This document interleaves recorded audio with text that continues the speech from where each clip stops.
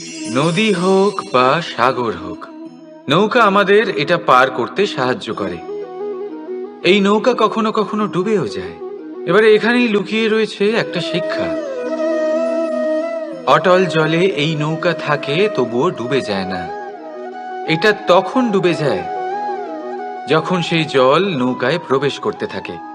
যখন জলের স্তর আস্তে আস্তে নৌকায় বেড়ে যায়, তখন নৌকা ডুবে যায়। এবার এটা আমাদের সাথেও হয়। বাইরের সমস্ত সমস্যা, সমস্ত বিপদ, সমস্ত সংকট, সমস্ত দুঃখ, এই সব আমাদের ততক্ষণ ভাঙতে পারে না যতক্ষণ না আমরা এদের আমাদের অন্তরে প্রবেশ করতে দিই। একবার এরা প্রবেশ করে গেলে আমরা ভেঙে গড়িয়ে যাব, ডুবে যাব। এই মনে আগেই প্রেম আর বিশ্বাস ভরে ফেলুন। জীবনে যত বড় বিপদই আসুক না কেন, আপনাকে কখনো ভাঙতে পারবে না। রাধা রাধা। হাতের কত রকম রূপ হয়। কিছু স্নেহের সাথে আপনাকে স্পর্শ করে, তো কিছু প্রহার হিসেবে বর্ষিত হয়। কিছু বন্ধুত্বের নামে আপনার দিকে অগ্রসর হয়, তো কিছু শত্রুতার দিকে আপনাকে টেনে নিয়ে যায়। কিন্তু কখনো ভেবে দেখেছেন যে কোন হাত বেশি মূল্যবান? যখন আপনি সফল, যখন আপনি ভালো কাজ করেন, তখন কিছু হাত আপনার জন্য করতালি দেয়। আর কিছু হাত এমন হয় যা আপনার কাঁধ স্পর্শ করে যখন আপনি জীবনে সব থেকে অসফল হন, যখন আপনি ভেঙে পড়েন। তাই করতালি দেওয়া সেই হাত, আপনার প্রশংসা করা সেই হাত, তার থেকে অনেক বেশি দামি সেই হাত যা আপনাকে তখন আশ্বস্ত করে যখন আপনি এমন সময় কাটাচ্ছেন যা আমরা কেউ কাটাতে চাই না। সেটা আপনার সম্বল হয়ে ওঠে, আর এই সম্বলই আপনাকে জীবন অতিবাহিত করার শক্তি প্রদান করে। তাই একে অপরের সম্বল হয়ে থাকবেন, জীবনে সব সময় ভালো থাকবেন। রাধা রাধা। মানুষ, প্রত্যেক মানুষ কাউকে ভালোবাসে, কাউকে ঘৃণা করে, কাউকে সম্মান করে, আবার কাউকে তিরস্কারও করে। মানুষ সবকিছু হতে পারে, সুস্থও হতে পারে, রোগীও হতে পারে, ধনীও হতে পারে, নির্ধনও হতে পারে, বন্ধুও হতে পারে, আবার শত্রুও হতে পারে। যদি কিছু না হতে পারে তা হলো অস্পৃশ্য, অচ্ছুত, ভগবানের কাছে সব থেকে বড় পাপ। এই যে মানব শরীর, তা ঈশ্বর প্রদত্ত, তা তার মন্দির। প্রত্যেক শরীরে ব্রহ্মদেব বাস করেন। তাই শরীরের অপমান করা, সেটা ছোঁয়া থেকে দূরে থাকা, এটা কখনো করবেন না। এই জীবনে ছুত অছুত কখনো বিচার করবেন না। পরমেশ্বর যা দিয়েছেন তার সম্মান করতে শিখুন। আর আসুন আমার সাথে ভালোবেসে বলুন, রাধা রাধা। উপহার, উপহার কারোর জন্য বস্তু হতে পারে, তো কারোর জন্য অনুভূতি। কিন্তু এই উপহার সকলের ভালো লাগে। এবার যদি জিজ্ঞেস করা হয় যে উপহার কিরকম হওয়া উচিত, তাহলে কেউ বলবে যে উপহার এমন হওয়া উচিত যার সাথে আমরা সোনা রূপোর তুলনা করতে পারি। কেউ বলবে এমন উপহার হওয়া উচিত যা পেলে কারোর মন খুশি হয়ে ওঠে, সে আনন্দ উপভোগ করে। ব্যক্তি উপহার যা দিচ্ছে তা নির্ভর করছে তার আর্থিক অবস্থার উপরে। কিন্তু উপহার যাই হোক না কেন, তাতে একটা অনুভূতির অভাব কখনোই থাকা উচিত নয়। আর সেই অনুভূতি হলো ভালোবাসার অনুভূতি। তাই মনে রাখবেন, ভালোবাসার থেকে বড় উপহার আর কিছুই নেই। আর যদি ভালোবাসার এই উপহার আপনি লাভ করেন, তার থেকে বড় আর কোনো সম্মান নেই। রাধা রাধা। কখনো কোনো বাচ্চাকে দেখেছেন? কত কিছু ঘটতে থাকে তার জীবনে। শৈশব থেকে বেড়ে ওঠা অবধি অসংখ্য অনুভূতি অনুভব করে সে। কখনো পড়ে যায়, কখনো আহত হয়, কখনো জ্ঞান লাভ করে, কখনো কষ্ট সহ্য করে, তো কখনো আনন্দ উপভোগ করে। কিন্তু মনে রাখে সে শুধুমাত্র আনন্দের মুহূর্তগুলি। এবার শুধু একবার আপনার জীবনের প্রারম্ভের দিকে তাকিয়ে দেখুন, আপনার শৈশবে তাকিয়ে দেখুন। আপনি দেখবেন বেশিরভাগ যেসব স্মৃতি আপনার মনে আছে সেগুলি সমস্ত ভালো মুহূর্তের, খারাপ মুহূর্তের নয়। সেই জন্য শৈশব সব থেকে সুখী হয়, এতে নিশ্চিন্ত থাকা যায়। সেই জন্য আজ আপনি যতই বড় হয়ে উঠুন না কেন, খারাপ স্মৃতি, খারাপ ঘটনা সব ভুলে যাওয়ার চেষ্টা করুন। একবার খারাপ ঘটনা ভুলে যাওয়ার অনুভূতি আপনার হয়ে গেলে তখন মনে রাখবেন, যতই কঠিন পরিস্থিতির মুখোমুখি আপনাকে হতে হোক, তার মোকাবিলা করতে আপনি সক্ষম। রাধা রাধা। উৎসব, পুজো, পার্বণ আমাদের জীবনে উল্লাস ভরে দেয়। এবার দীপাবলির উৎসব এসেছে। আপনি কখনো ভেবেছেন যে এইসব উৎসব যেমন গুরু পূর্ণিমা, দোল, রাখি বন্ধন এইসব পূর্ণিমার দিনে অনুষ্ঠিত হয়, যখন চাঁদ আকাশে পুরোপুরিভাবে দেখা যায়। কিন্তু দীপাবলির এই শুভ উৎসব অনুষ্ঠিত হয় অমাবস্যার দিবসে। অমাবস্যা, যাকে আমরা অশুভ বলে মনে করি। কখনো ভেবে দেখেছেন কেন শ্রীরাম অমাবস্যার এই দিন বেঁচেছিলেন অযোধ্যায় ফেরার জন্য? একদিন পরে বা একদিন আগেও তো আসতে পারতেন উনি, কারণ উনি এই সংসারকে একটা বার্তা পৌঁছে দিতে চেয়েছিলেন যে মুহূর্ত নয়, কর্মই আসল। যদি আপনার কর্ম বড় হয়, শুভ হয়, তাহলে অমাবস্যার এই রাতকেও প্রদীপের সাহায্যে আলোকিত করা যেতে পারে। তাই সময় বিচার করা না করা আপনার সিদ্ধান্ত মাত্র, কিন্তু নিজের কর্মের বিচার করা আমার উপদেশ। রাধা রাধা। আসুন এই ছোট্ট গাছটা দেখুন। এই গাছ আমার কাছে অত্যন্ত প্রিয়। আমি এই গাছটাকে ভীষণ ভালোবাসি। এবার ভাবুন, এই ভালোবাসায় আমি ওকে দিনে যদি 6 বার জল দিই, তাহলে কি ওর বিকাশ ঠিক করে হবে? এটা কি ওর জন্য ভালো হবে? কখনোই নয়। এর শিকড় পচে যাবে, এর শিকড়ের জল গ্রহণ করার ক্ষমতা শেষ হয়ে যাবে। তাহলে কি করা দরকার? দরকার হলো একে সঠিক মাত্রায় জল দেওয়া। দরকার হলো সঠিক সময় অন্তর তাকে জল দেওয়া। দরকার হলো একে সূর্যের তাপও সহ্য করতে হবে। দরকার হলো প্রতিটা কাজ যেন পরিমাণ মতো হয়। এবারে এই ভুল বেশিরভাগ মাতাপিতাই করে ফেলেন। নিজের সন্তানকে এতটাই ভালোবেসে ফেলেন, আর তাতে সন্তানের প্রতিটা ইচ্ছে পূরণ করেন। তারা প্রত্যেকটা জিনিস তাদের দেন, প্রতিবার তাই করেন। আর এইভাবে সন্তানের বিকাশে নিজেই বাধা হয়ে ওঠেন। এরকম করবেন না। এই যাত্রা আপনার সন্তানের। এই যাত্রায় আপনার সন্তানকে অনেক কিছু শিখতে হবে। নিজের ক্ষমতায় কাজ করতে হবে, তাদের করতে দিন। একটা অত্যন্ত গুরুত্বপূর্ণ কথা বলবো আপনাদের, তা আপনারা মনে রাখবেন। প্রেম আর শত্রুতা অধিক হয় তাহলে তা ক্ষতিকর।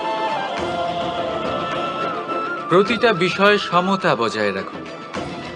আর আমার সাথে ভালোবেসে বলুন, রাধা রাধা।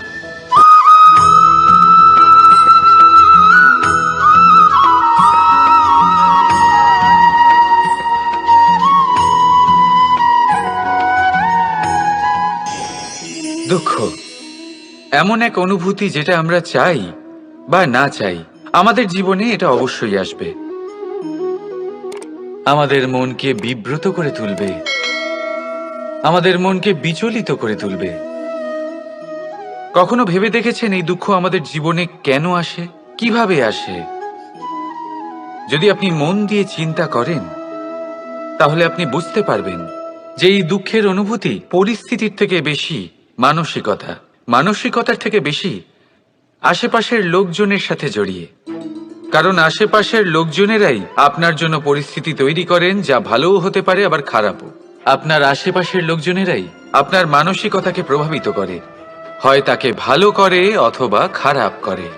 আমাদের জীবনের অর্ধেক দুঃখ এই কারণে যে আমরা তাদের উপরে আশা রাখি যাদের ওপরে কোনো আশা রাখা উচিত নয়।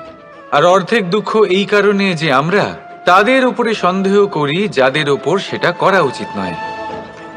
তাৎপর্য এটাই যে মানুষকে চেনার চেষ্টা করতে থাকুন।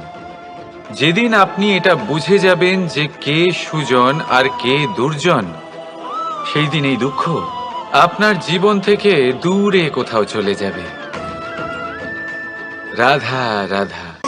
কিছুদিন আগে আমরা কথা বলেছিলাম যে আমাদেরকে নিজেদের বিবেকের সাহায্যে সুজন আর দুর্জনকে চিনতে শিখতে হবে।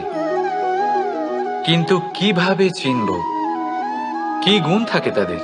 সুজন কি সে যে আস্তিক হয়, যে ঈশ্বরকে বিশ্বাস করেন, যে তাকে ভয় পান?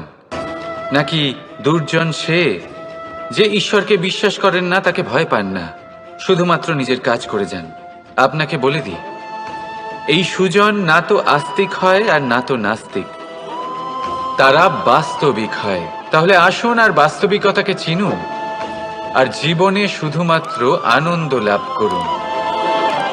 আর আমার সাথে ভালোবেসে বলুন, রাধা রাধা।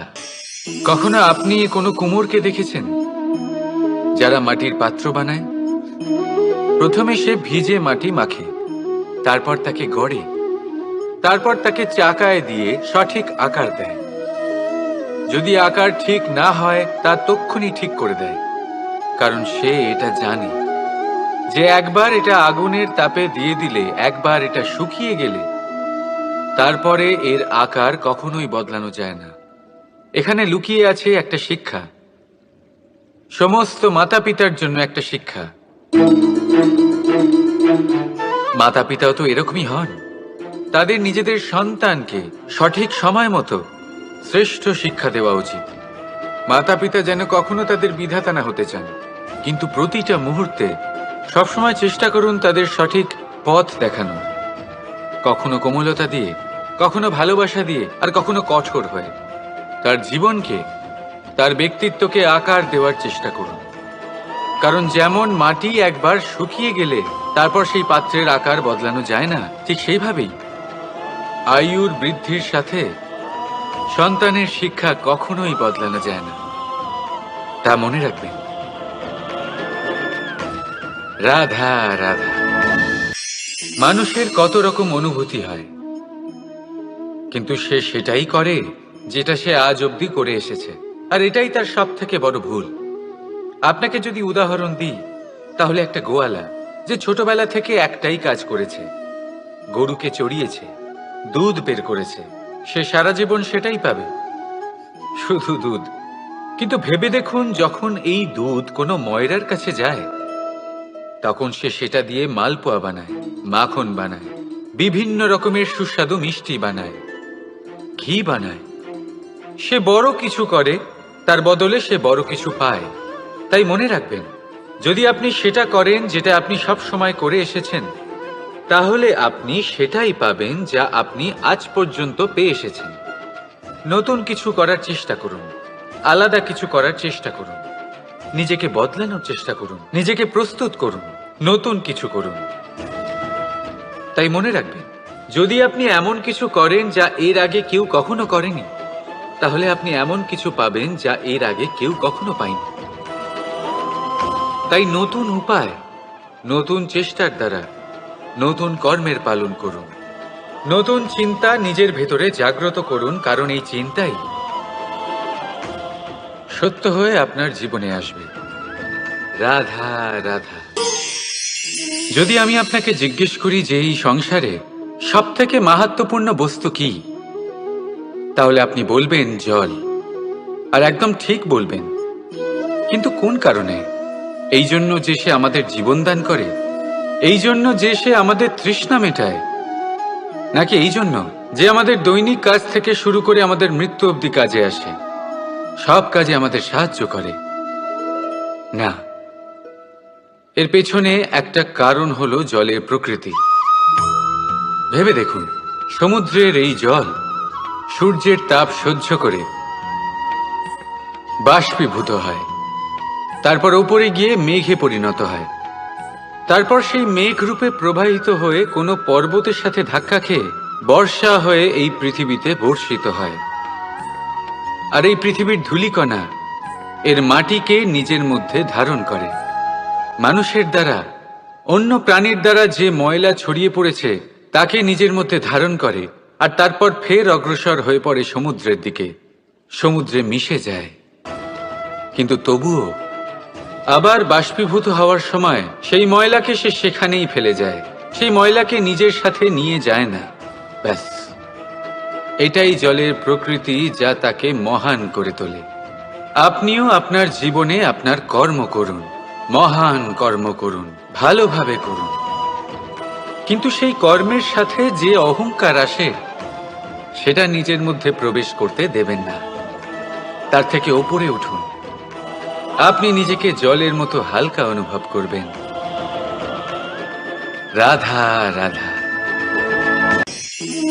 এই সংসারে যেই জন্মগ্রহণ করে কিছু না কিছু অবশ্যই শেখে, এবং তার জন্য থাকে তার গুরুর অবদান। এবার এই গুরু কে হবেন তা আমরা নির্বাচন করি।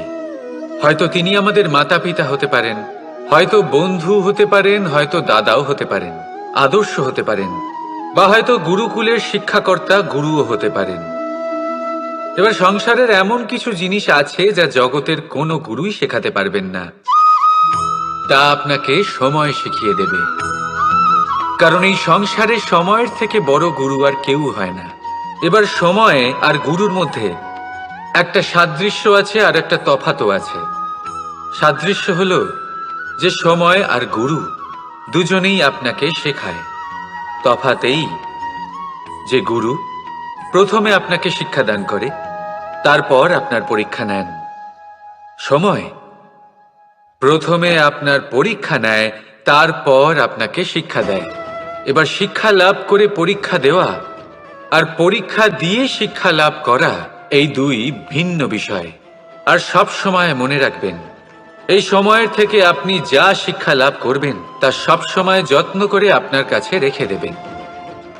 কারণ সময়ের থেকে বড়, সময়ের থেকে দামি, সময়ের থেকে অত্যন্ত আধুনিক আর কোনো গুরু নেই। রাধা রাধা। প্রেম আর চাওয়া একই মনে হয়, তাই না? কিন্তু আসলে এরা আলাদা। এদের মধ্যে অনেক তফাৎ আছে। দেখতে গেলে প্রেম আর চাওয়া কখনোই এক হতে পারে না। এবার যদি আপনাকে আমি এক উদাহরণ দিই, যদি আপনি এই ফুলকে চান, তাহলে আপনি এটাকে তার ডাল থেকে ছিঁড়ে আপনার কাছে রেখে দেবেন। কিন্তু যদি আপনি একে ভালোবাসেন, তাহলে আপনি প্রতিদিন এসে এটার শিকড়ে জল দেবেন, যাতে সে আরো প্রস্ফুটিত হয়। শুধু এটাই তফাৎ চাওয়া আর প্রেমের মধ্যে। চাওয়া স্বার্থ হয়ে ওঠে, যেখানে প্রেম প্রেম পরমার্থ হয়ে ওঠে।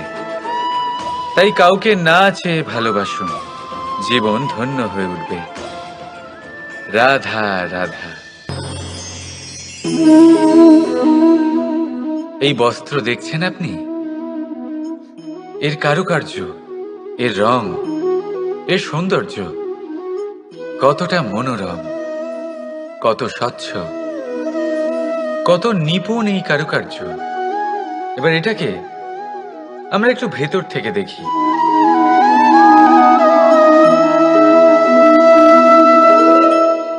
আপনি কি সেটাই দেখতে পাচ্ছেন যা আমি দেখতে পাচ্ছি? এটাই হয় আমাদের ব্যক্তিত্বের সাথেও, এটাই হয়। এই সমস্ত ঝামেলাগুলি মিটিয়ে নেওয়ার জন্য আমাদের সেই ঝামেলার মুখোমুখি হতেই হয়। তাই এই ঝামেলার দ্বারা কখনো ভয়ভীত হবেন না। এটাই আপনাকে একটা আনন্দময় জীবনের দিকে নিয়ে যাবে। রাধা রাধা।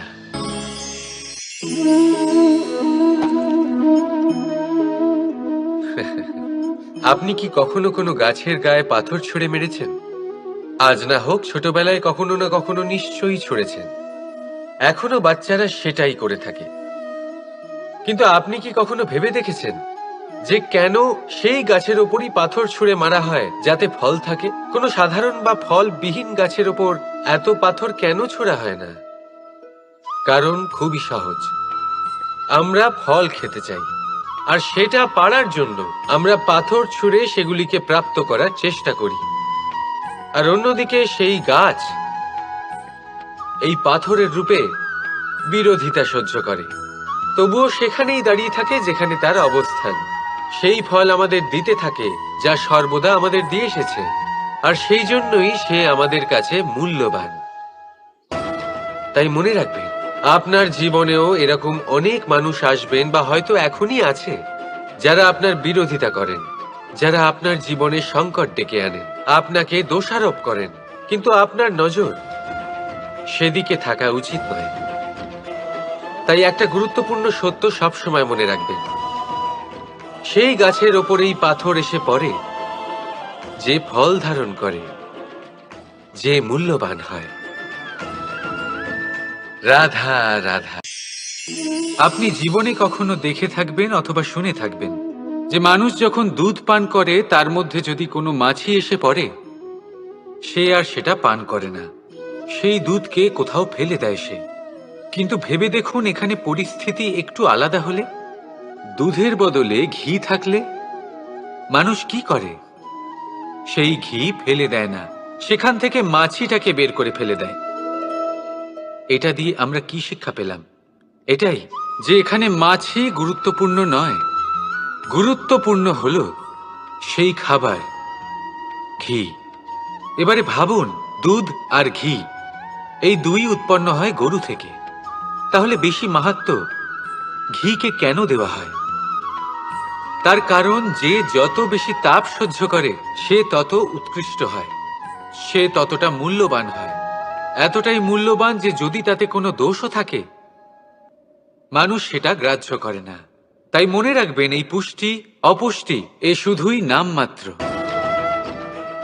কিন্তু পরিশ্রম করা, সংঘর্ষ করা, তাপ সহ্য করা, এটা মানুষের অনুভূতি।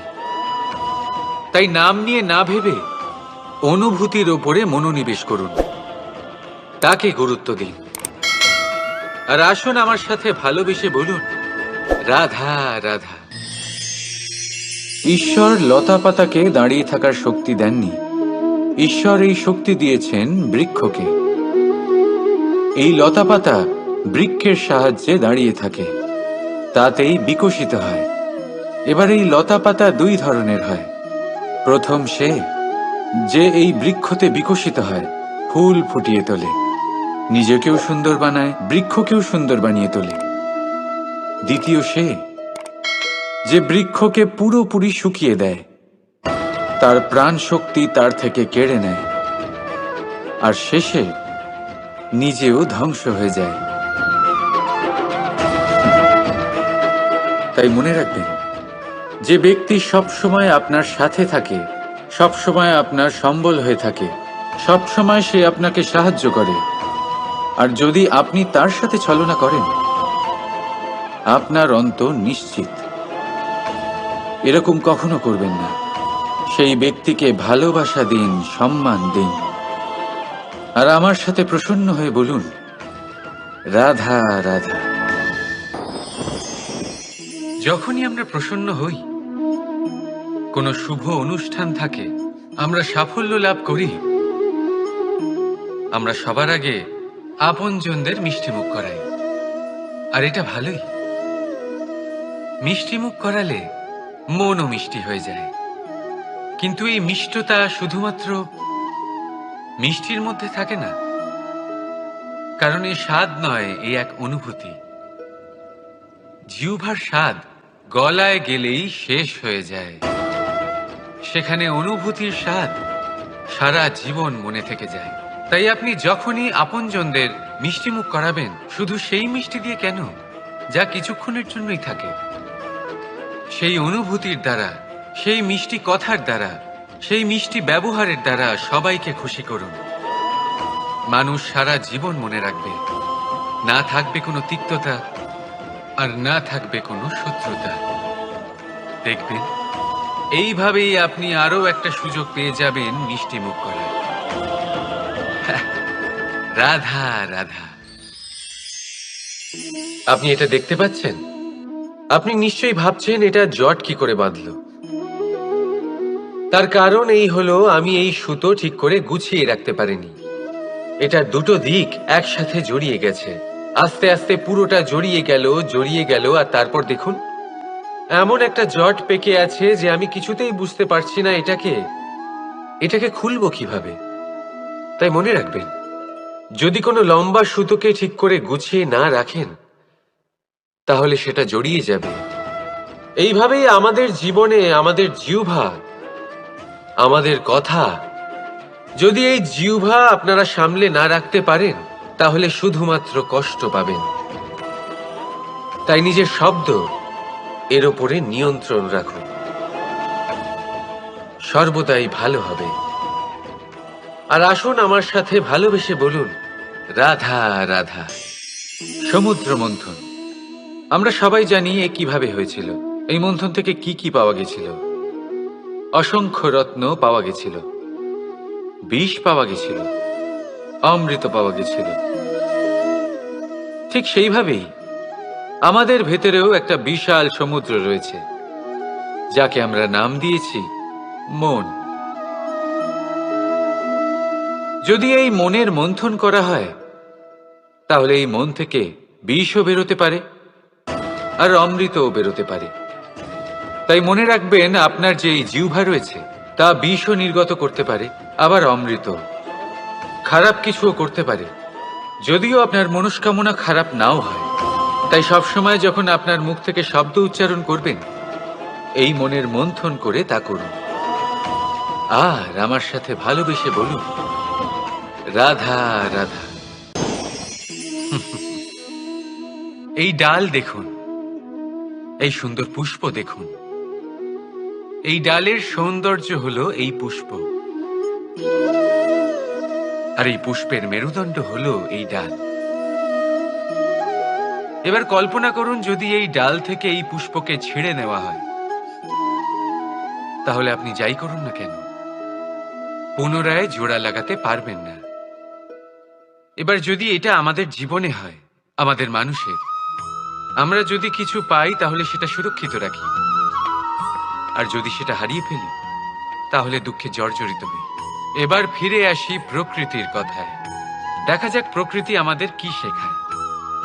এবার যদি এই পুষ্প এই ডালটা থেকে ছিঁড়ে যায়, আর যদি এই ডাল সবল থাকে, তাহলে কিছুদিন পরেই এই ডালে আবার নতুন ফুল ফুটবে।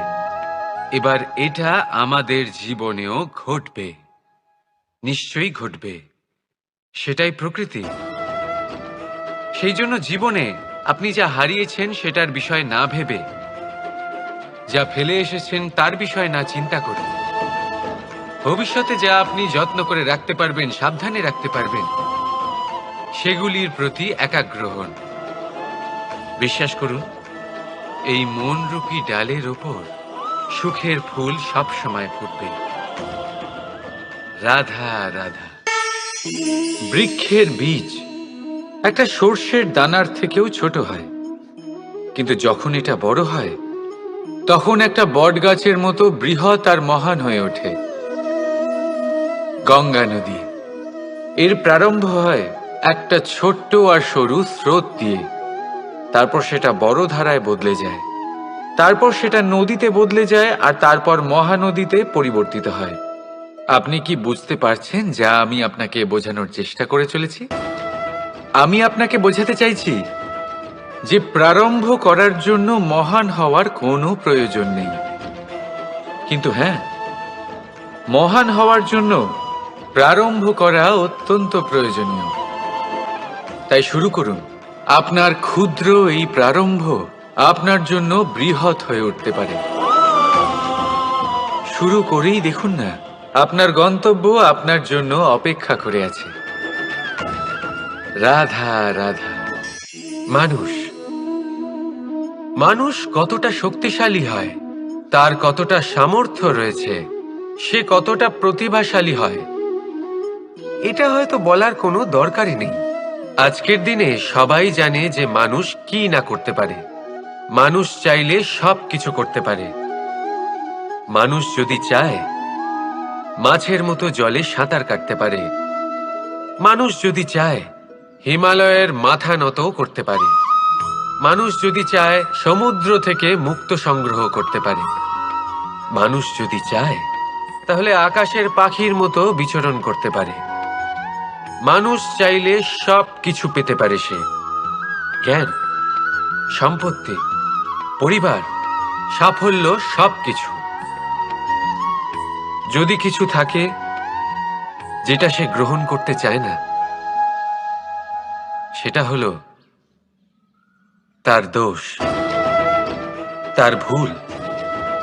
মানুষ এসব কখনো গ্রহণ করতে চায় না, কিন্তু যেদিন মানুষ তার দোষ বুঝতে পারবে, নিজের ভুল বুঝতে পারবে, সেটা স্বীকার করতে পারবে আর সেটা ঠিক করার পথে অগ্রসর হবে, তাতে সে সফলও হবে, সেদিন সে প্রকৃত রূপে মানুষ বলে গণ্য হবে। সেদিন সে মুক্তি লাভ করবে। ভুল সবাই করে, দোষ সকলের মধ্যে থাকে। সেটা গ্রহণ করুন, তা সংশোধন করার চেষ্টা করুন। জীবনে এগিয়ে যেতে পারবেন। আর আমার সাথে ভালোবেসে বলুন, রাধা রাধা। ধন আর মানুষের মনের মধ্যে একটা সম্পর্ক রয়েছে। সেই একই সম্পর্ক রয়েছে সুযোগ আর প্রয়াসের মধ্যে। মানুষ বলে, যদি আমি একটু ধন লাভ করি তাহলে আমি কিছু করতে পারি। ধন বলে, যদি তুই কিছু করিস তবে তোর কাছে আমি আসব। মানুষ বলে, আমি কোনো সুযোগ পেলে তবেই তো চেষ্টা করব। আর সুযোগ বলে, তুই প্রয়াস কর তবেই তো আমি দেখা দেব।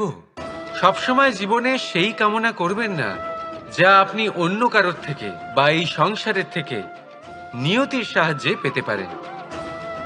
মনোসংযোগ করুন নিজের কর্মের ওপর। মনোসংযোগ করুন তার ওপর যা আপনার হাতে আছে। অনবরত চেষ্টা করুন, না কোনো আশা করে, না কোনো আকাঙ্ক্ষা নিয়ে। আর তারপর এই জীবনকে দেখুন, সে সফলতা হোক বা সুখ, সে ধন হোক বা হোক সুযোগ, সব নিজে থেকেই আপনার কাছে আসবে। রাধা রাধা। এটা দেখতে পাচ্ছেন? আপনি নিশ্চয়ই জানেন এটা কি। এটা বড়ই বিচিত্র এক বস্তু। এটা হলো কয়লা। আমি একে বিচিত্র এই কারণে বলছি, ভেবে দেখুন, যদি এটা গরম হয় আর আপনি এটাকে ধরে ফেলেন, এটা আপনার হাত পুড়িয়ে ফেলবে।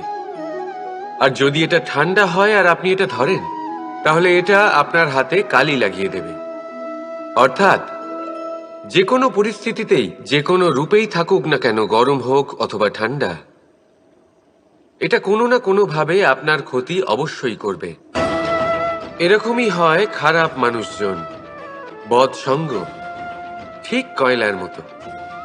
আপনি যদি কিছু নাও করেন, যাই হয়ে যাক, এরা যদি আপনার কাছে থাকে, তাহলে কোনো না কোনো ভাবে জীবনে আপনার কোনো না কোনো ক্ষতি অবশ্যই হবে। তাই নিজের জীবনে সবসময় সঙ্গতের নির্ণয় অত্যন্ত ভেবেচিন্তে করবেন। রাধা রাধা। পাদুকা, খড়ম আমাদের জীবনে কতটা গুরুত্বপূর্ণ হয়। যখনই আমরা এটা পায়ে পড়ে হাঁটি, এটা আমাদের রক্ষা করে কাঁটা থেকে, ছোট পাথর থেকে।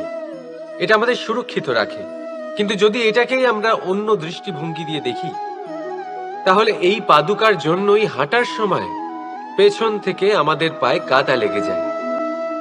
এরকম মানুষও আমাদের জীবনে থাকে, যে থাকে তো আমাদের সাথেই, কিন্তু এরাই আমাদের পিঠ পিছে কাদা ছোড়ে।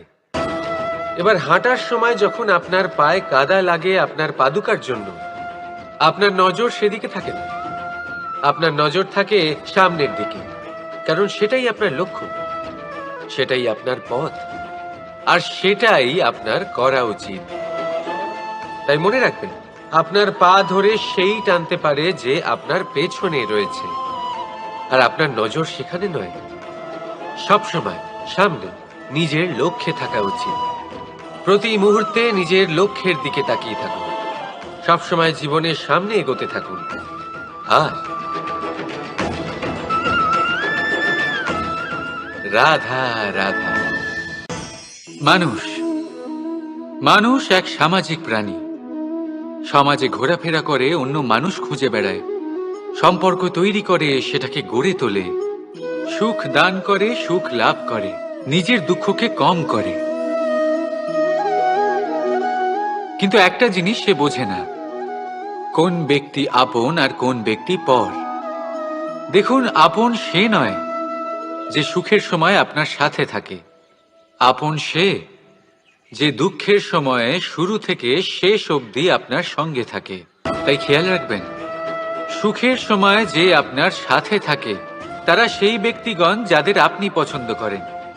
কিন্তু যে দুঃখের সময়, সমস্যার মধ্যে, কষ্টের ও একাকিত্বের মধ্যে আপনার সাথে থাকে, আপনাকে সব সময় সঙ্গ দেয়, তারা সেই ব্যক্তি যারা আপনাকে পছন্দ করে। এবারে কাকে আপনি আপন বানাবেন আর কাকে পর, সিদ্ধান্ত আপনার। রাধা রাধা। নাম কত সাধারণ একটা বিষয়। প্রত্যেক মানুষ যে জন্ম নেয় তাকে একটা নাম দেওয়া হয়, যা সে পেয়ে থাকে তার মাতা পিতার দ্বারা, না হলে তার গুরুর দ্বারা, বা কোনো আত্মীয়ের দ্বারা, বা কোনো কাছের মানুষের দ্বারা। এই নামের সাথেই সে আস্তে আস্তে বেড়ে ওঠে। কিন্তু এটাই কি সেই নাম? এই নামই কি সবকিছু? কখনোই নয়। একটা নাম সেটা যা আপনি জন্মের সময় লাভ করেন, যে নামে আপনি কর্মের পথে অগ্রসর হন। আরও একটা নাম সেটা যা আপনি আপনার কর্মের দ্বারা অর্জন করেন, আর এই নামেই আপনাকে সবাই যুগ যুগ ধরে মনে রাখে। আপনার আসল নাম সেটা নয় যা আপনাকে জন্মের সময় দেওয়া হয়েছিল। আপনার আসল নাম সেটা যেটা আপনি আপনার কর্ম দ্বারা লাভ করেছেন। কারণ সেই লাভের পেছনে প্রচুর প্রয়াস লুকিয়ে থাকে, অনেক পরিশ্রম লুকিয়ে থাকে। কিন্তু যদি আপনি চান যে মানুষ আপনার নাম মনে রাখে, তাহলে আপনাকে কর্মের পথে অগ্রসর হতেই হবে, শুভ কর্ম করতে হবে, অনর্গল চেষ্টা করে যেতে হবে, মহান কাজ করতে হবে। আর বিশ্বাস করুন, আপনি একটা মহান নামের ফল অবশ্যই লাভ করবেন। রাধা রাধা। চিন্তা। সবাই বলে চিন্তা করা উচিত নয়, কিন্তু চিন্তা সবাই করে। যিনি বৃদ্ধ ব্যক্তি হন, তিনি নিজের অতীতের সাথে বর্তমানের তুলনা করে চিন্তিত থাকেন। একজন যুবক ব্যক্তি ভবিষ্যতের বিষয় চিন্তা করে, নিজের লক্ষ্য কিভাবে পূরণ করা যায় সেই চিন্তায় মগ্ন থাকে। শুধু একজন বালকের না তো তার ভবিষ্যতের চিন্তা থাকে, আর না অতীতের দুঃখ থাকে। আর এরকম কেন?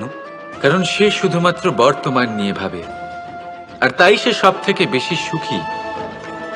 তাই মনে রাখবেন, যদি আপনি আপনার বর্তমানের বিষয় ভাবেন, তাতে বাঁচেন, সেটাকে ঠিক রাখেন এবং সেটাকে আরো ভালো করে তোলেন, তাহলে আপনার অতীত আর আপনার ভবিষ্যৎ আপনা থেকেই ঠিক হয়ে যাবে।